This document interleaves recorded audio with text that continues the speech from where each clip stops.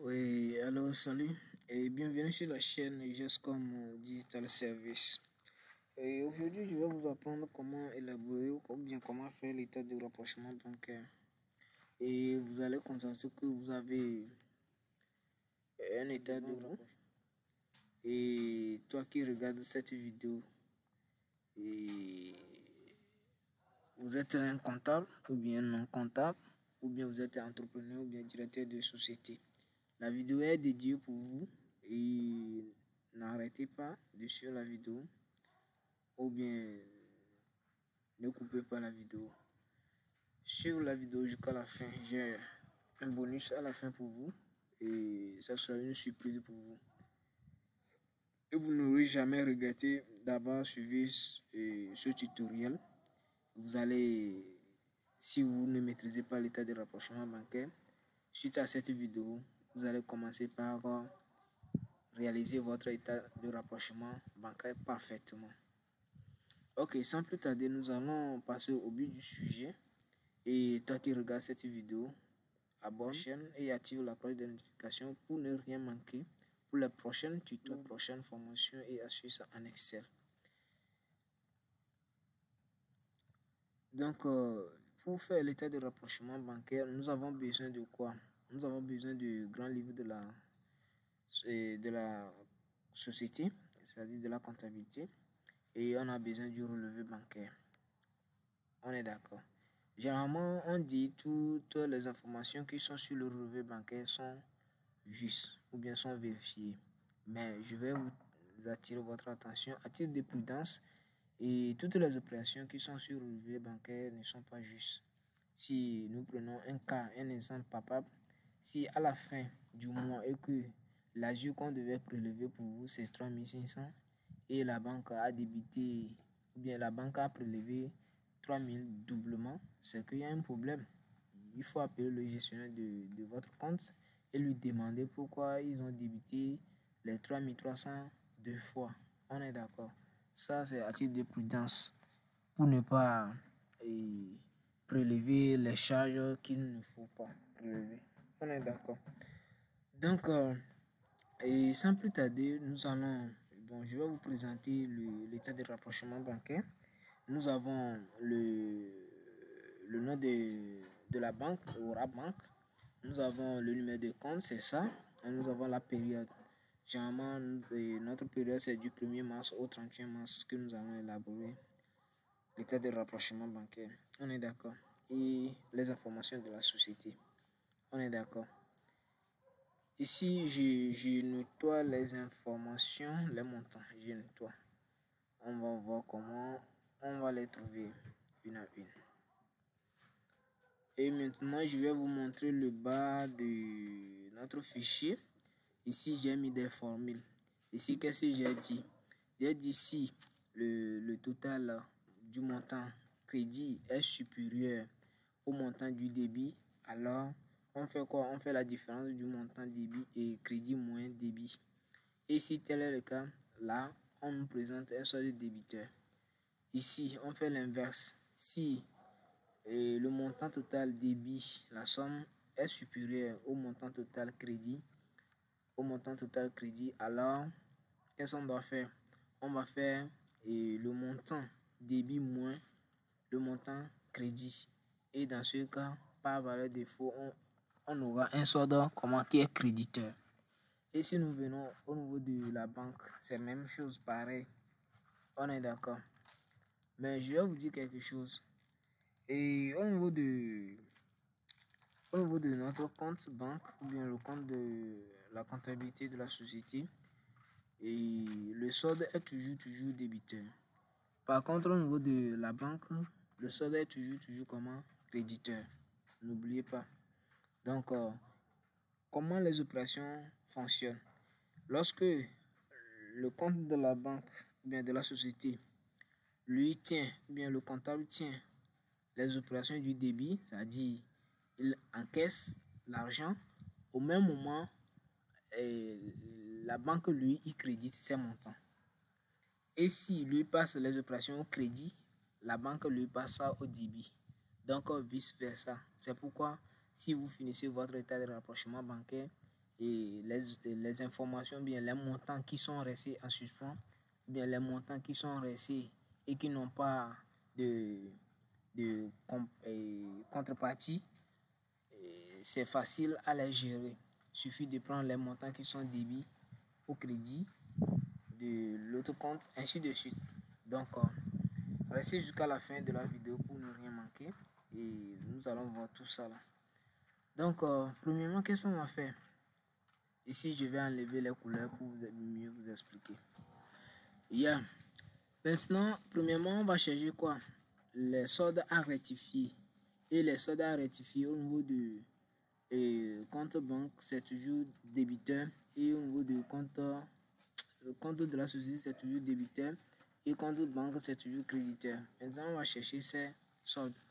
Donc, pour chercher ça, au niveau de votre compte de la banque, votre compte de la société plutôt, pour trouver ce solde ou bien solde à rectifier, qu'est-ce qu'on doit faire? On doit prendre le solde initial plus la somme des montants débit moins la somme des montants crédit. Ici, généralement, nous n'avons pas le solde initial. Donc, on suppose qu'on a créé le compte banque, on a créé le compte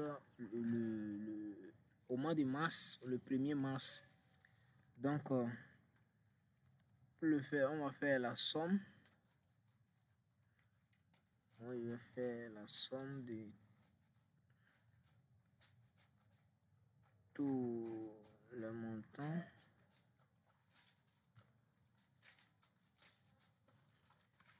au débit.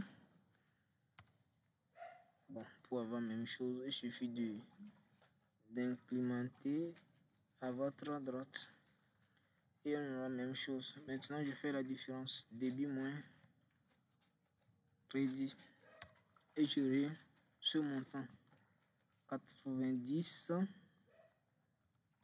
94 500 et c'est le solde à rectifier au niveau de notre compte banque et notre compte société Dodo Sale. Et nous allons faire de même pour la banque. On fait la somme.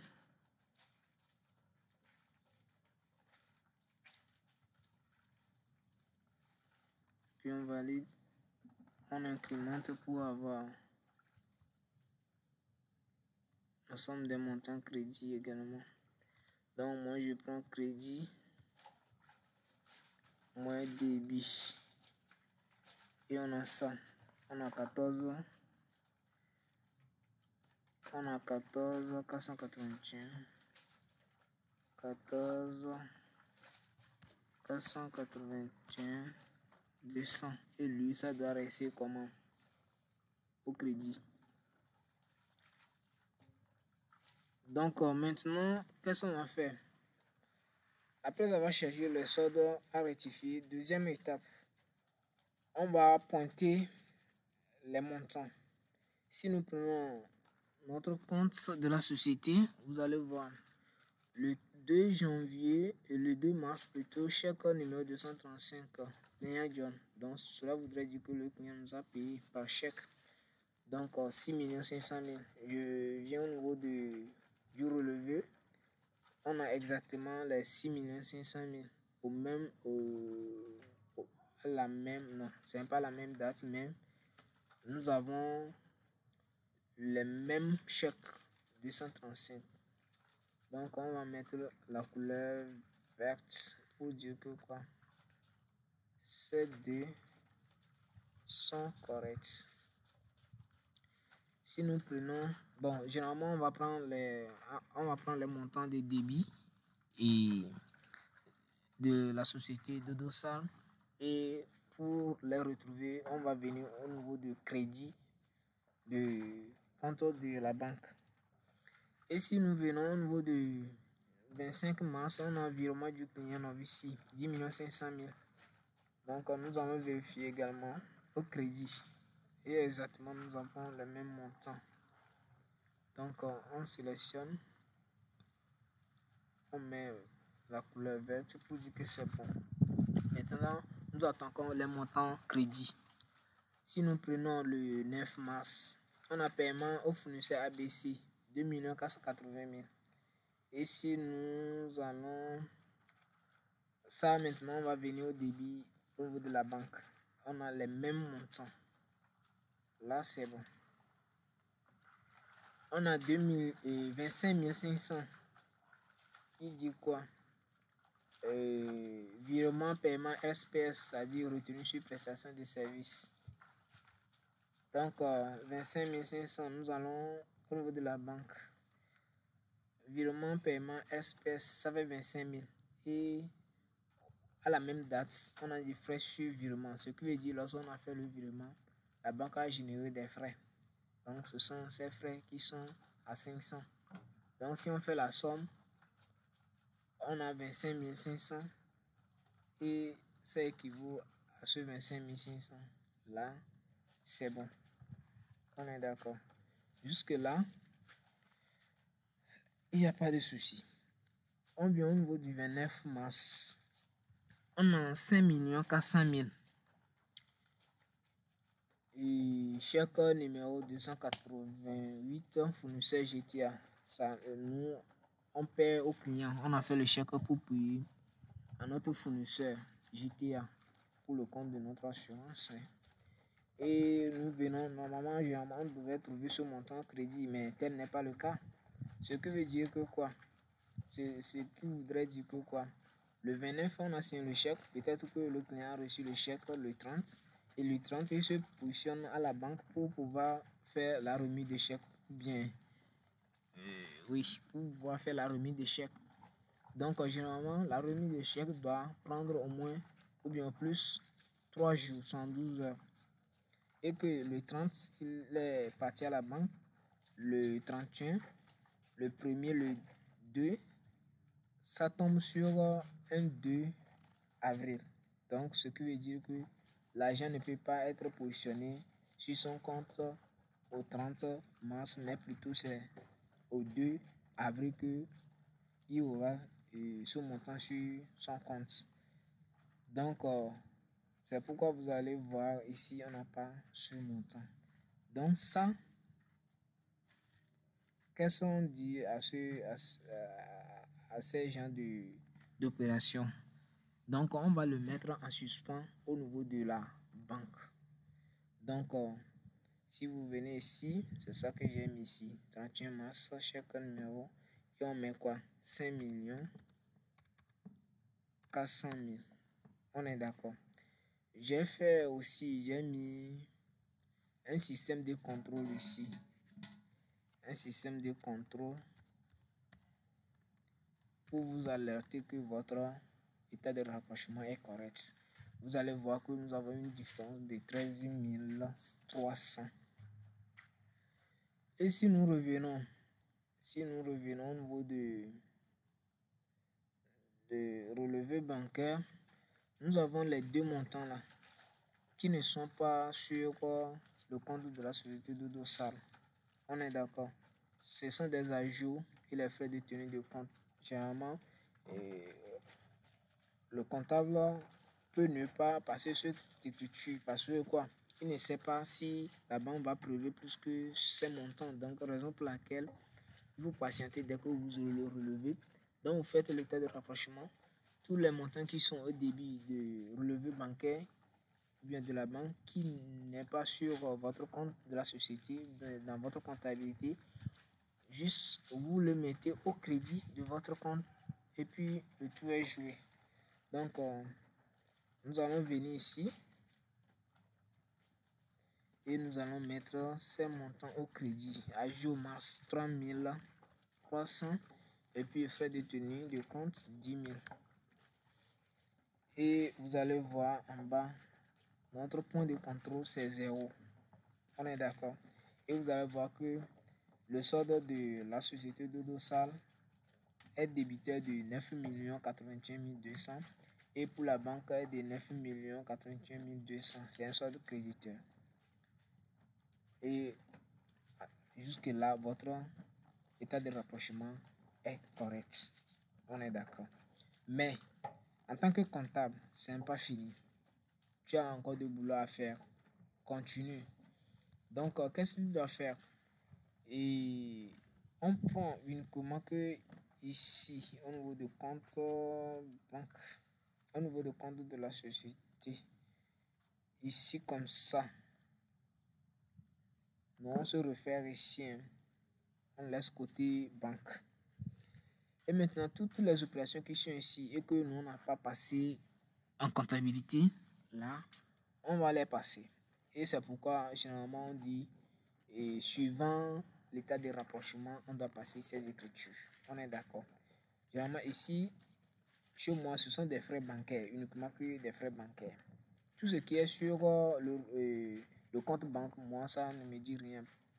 L'essentiel, c'est que moi, j'ai mis le chèque en suspens. On est d'accord. Pour dire que le mois prochain, j'aurai mon chèque et j'aurai mon montant sur mon compte. On est d'accord.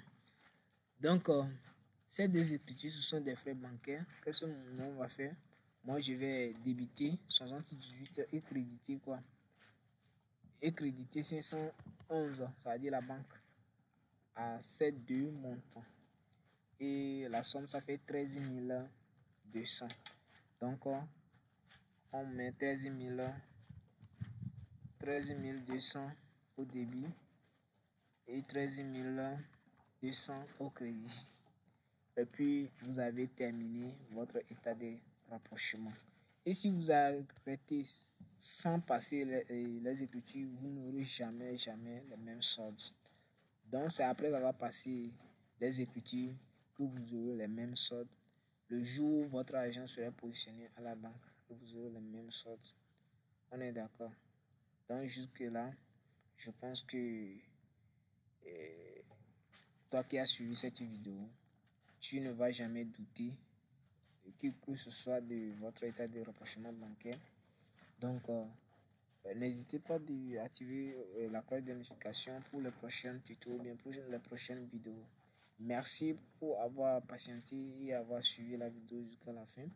Et le bonus qui est à la fin, c'est que la vidéo prochaine, je vais vous apprendre comment consolider les données en Excel sur et peut-être sur le même classeur ou bien faire la consolidation par formule, faire la consolidation par l'outil qui est dans Excel. On est d'accord.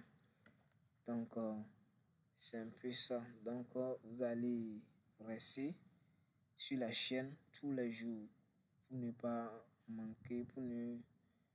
manquer ces genre d'astuces. Ok, merci. On se dit à très bientôt. Ciao, ciao.